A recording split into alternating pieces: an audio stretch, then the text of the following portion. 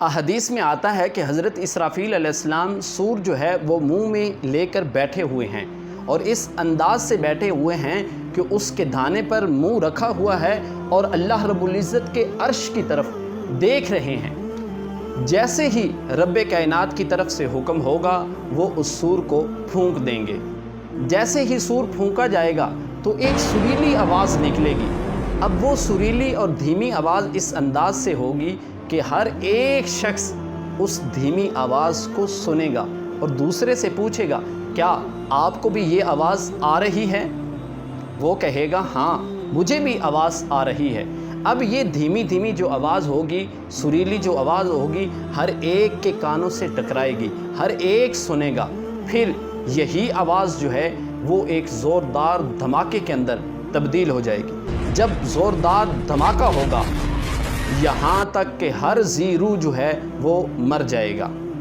جب پہلا سور پھونکنے پر ہر کوئی مر جائے گا، اس وقت اللہ رب العزت پکار کر کہیں گے، لمن الملک اليوم، آج کے دن بادشاہی کس کی ہے؟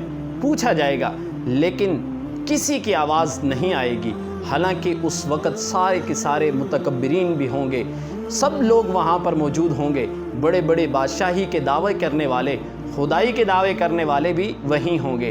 تو اللہ رب العزت پوچھے گا، لمن الملک اليوم، آج کے دن بادشاہی کس کی ہے؟ لیکن کوئی جواب نہیں آئے گا۔ تو اس طرح 40 سال کا وقفہ ہوگا جب اللہ رب العزت پوچھے گا، لیکن کوئی جواب نہیں آئے گا۔ 40 سال کے گزرنے کے بعد اللہ رب العزت پھر پوچھیں گے کہ آج کے دن بادشاہی کس کی ہے؟ بتایا جائے کس کی بادشاہی ہے، لیکن کوئی جواب نہیں آئے گا۔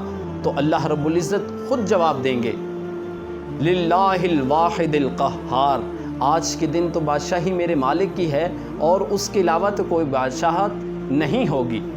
تو ناظرین محترم، پھر اللہ رب العزت حضرت اسرافیل علیہ السلام سے کہیں گے کہ دوبارہ سور پھونکا جائے۔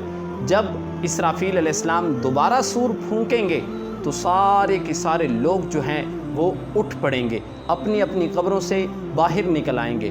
سب سے پہلے روضہ رسول صلی اللہ علیہ وسلم سے آقا علیہ الصلاۃ والسلام باہر تشریف لائیں گے۔ آپ کے ساتھ حضرت سیدنا صدیق اکبر رضی اللہ تعالی عنہ ہوں گے، حضرت سیدنا فاروق اعظم رضی اللہ تعالی عنہ ہوں گے۔ اس طرح آقا علیہ الصلاۃ والسلام گنبد خضرا سے باہر تشریف لائیں گے۔ جب دوسرا سور پھونکا جائے گا، ہر ایک جو ہے اپنی قبروں سے نکل کر دوڑ پڑے گا۔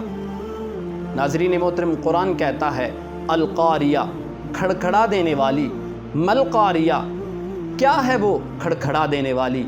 وما ادراک ملقاریہ، اور آپ کو کیا خبر کہ وہ کھڑکھڑا دینے والی کیا ہے؟